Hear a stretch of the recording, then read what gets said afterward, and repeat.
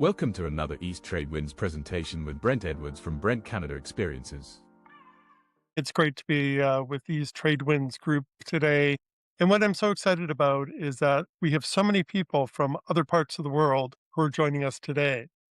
I do a lot of my work with Brent Canada Experiences with newcomers to Canada, and a lot of them are small business owners. And one of the questions that they're always asking me is, what are the secrets to networking in Canada? How do you build relationships that are lasting and impactful to your business? So I'm going to share with you today some of the learnings I've had from my time in my career and my learnings in dealing with these challenges that a lot of newcomers to Canada have. Because we're all newcomers in some way, shape, or form, whether it's new to our business opportunity, new to dealing with a specific client, new to a new community or new city. It's skills that we all need to hone. And that's one of the reasons that we join such a great group such as East Trade Winds. So my topic today is around cultivating your relationship ecosystem, the secrets of effective networkers. So I'm going to pose a question to start with, which is around your growth strategy since we're all small business owners. And think about your growth strategy. And I'm going to go from a quote from someone I admire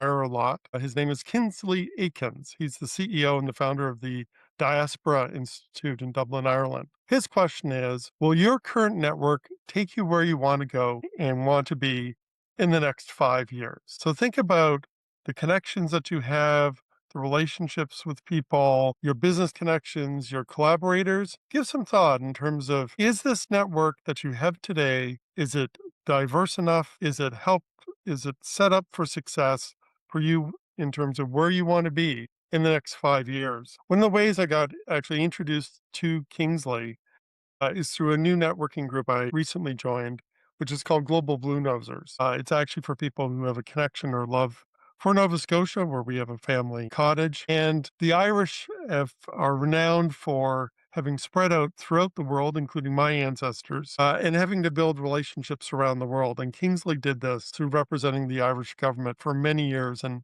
6 different countries, and has learned a lot through the diaspora around the world. And we have so many people from different diasporas in Canada who don't have social capital in Canada, but they have strong social capital in the countries that they've come from. And one of the things that motivates me with Brent Canada Experiences is to build a bridge between those areas of social network and social capital to help make Canada stronger. So for the conversation, I'm going to be sharing with you some of the secrets of effective networkers, 4 steps to help discovering your own growth ecosystem, and the most important skill for each step. I have a question for you. Which occupations do you think are effective networkers? Give some thought to the people that you've worked with and thought about, and maybe put some ideas into the chat. During my time at the Ontario Chamber of Commerce, where I was for 7 years the key account manager responsible for the relationships with our corporate members, I found 3 specific professions that were absolutely amazing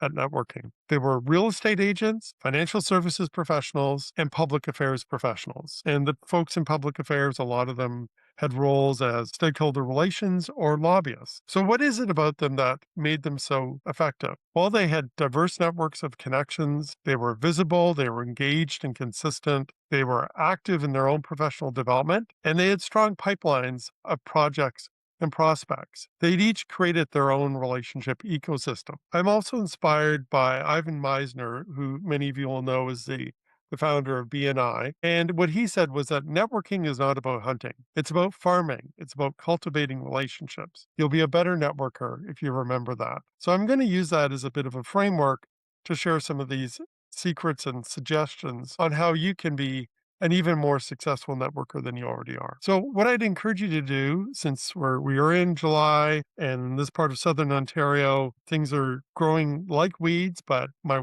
wife has an amazing backyard garden. She's into growing produce. And there are 4 things that you need for input to grow a garden or an ecosystem. There's soil, sun, cultivation, and you need to be able to harvest them. And this applies to building your networking ecosystem, because your business really is a seed and you need to be planting it at a place where it can actually grow. So for relationships to grow for your business, you need an organic network, a place to shine, an area that will give you personal growth, and a pipeline of leads. So first, building organic network. What I would encourage and what I've found is having a broad network of connections is incredibly valuable. An organic network can help you research new markets, understand market trends, find suppliers, employees, funders, customers, build relationships with stakeholders. This really is the foundations for strategic business development strategy.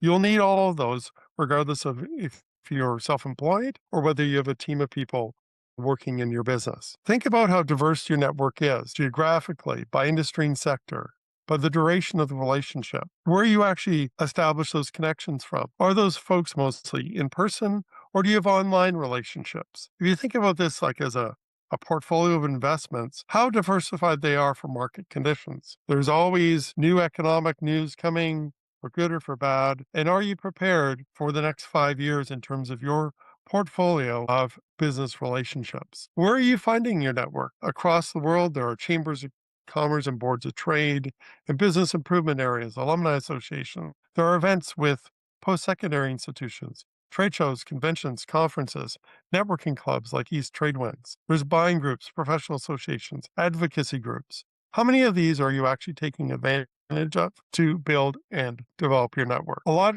comes down to whether you want to belong to a membership organization or actually focus on specifically going to in-person or online events. Some of them are combined, such as the ones that Bernie and team run here with these trade winds, but it's really about seeking connections and diversifying who the people are that you're dealing with. Second step is to find a place for your business to shine. You're really looking for events where you can build visibility and demonstrate your expertise. There are so many that are available, regardless of where you are on the call today. There are presentations by local businesses that are available. There are networking sessions run by boards of trade and chambers of commerce, before 8 events, after 5 p.m., mayor's breakfast. There's sponsorship and speaking opportunities, community initiatives, award galas. There's access to political leaders depending on the market you're in. There are policy and administration committees, board opportunities, public policy work, and advocacy projects.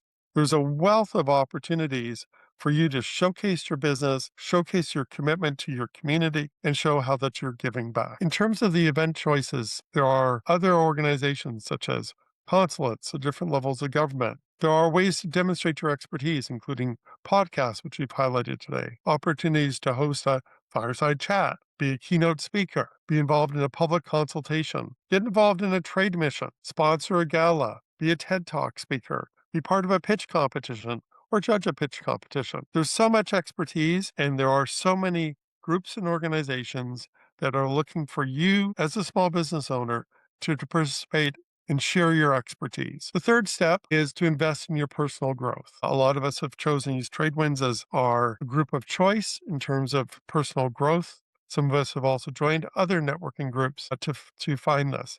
But this is the stage where you've grown, you've got the soil, you've got the sunshine, but you do need to do some weeding. You do need to do some cultivating to make sure that your plant and your seed is growing. So look for areas where there is support. You want to be looking for areas where there is a safe environment, where it is welcoming, where there's a diverse group of people who are participating. You might prefer an area where there's low pressure in terms of selling, or there might be ones that you really are looking for a referral network. A mastermind group may be the right choice for you. You might want to get involved more in public policy. These are really areas that can stretch you as a person and help you develop as a person. A lot of us who are self-employed need to have really an ecosystem of others around us to push us, to mentor us, to coach us. Mentors and coaches can help on calibrating expectations, on relationships. They can help us with time perception, especially for people who are new to a market. They may need help in terms of understanding the size of the asks. Is this a 5-cent ask or a $5,000 ask? Am I asking too early, asking too late? How am I building trust in person? Am I understanding what is culturally appropriate in a business environment? Some folks are coming from markets where small talk is not something that is done. They get right down to business. And if you're doing business, particularly in the markets I work in, small talk is a necessity to start building those relationships. How are you demonstrating consistency and reliability to build trust, and mentors and coaches, other small business owners can assist you with doing that. The fourth and final step is to discover events that can lead you to customers. So you've taken the seed, you've put it in the soil, you've got the sunshine pouring down, you're watering and cultivating your produce, but you really need to be in a position where you can actually harvest that for your business. So let's take a look at some of the opportunities that are available. For example, I live in the Greater Toronto area, and on average, there's about 25,000 events a year in the GTA, about 10,000 alone in Toronto. So what I would suggest is to be selective and ask some good questions if you're looking to be part of a trade show, convention, or conference in Toronto. I actually have an assessment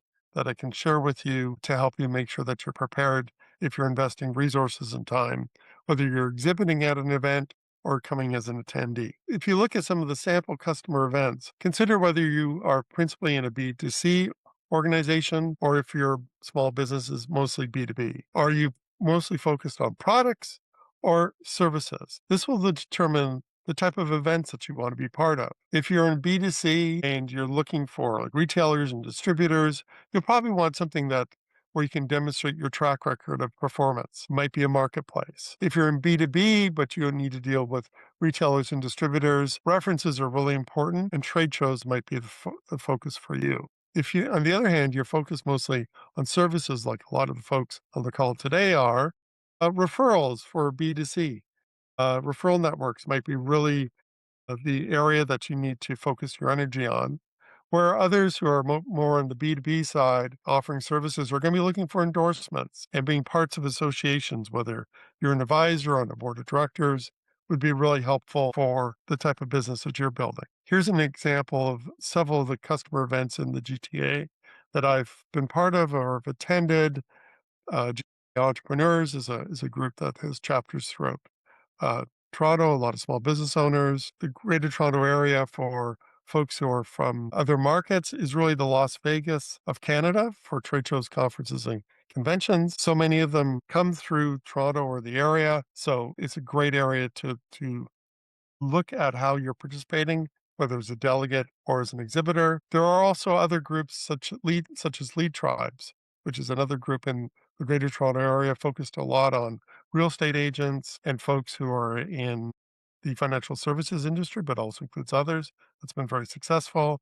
And for myself, I'm actually involved with the Canada Startup Association, which is a fairly new association which focuses on helping newcomer entrepreneurs in Canada to find and leverage the social capital that they have from other countries to develop export opportunities and help the Canadian market grow. So to summarize, I encourage you to be strategic in your choice of events. Don't expect one group or event to meet all your needs, and get out there and meet as many people as you can. Don't judge a book by its cover. You never know what people used to do, what they do today in their business, who they know, or who they might become. If you'd like to connect, here's my contact information. We thank you for watching. We meet every Tuesday between 8 and 9 a.m. Eastern. There is no cost and an option to become a speaker too. Find East Trade Wins on LinkedIn.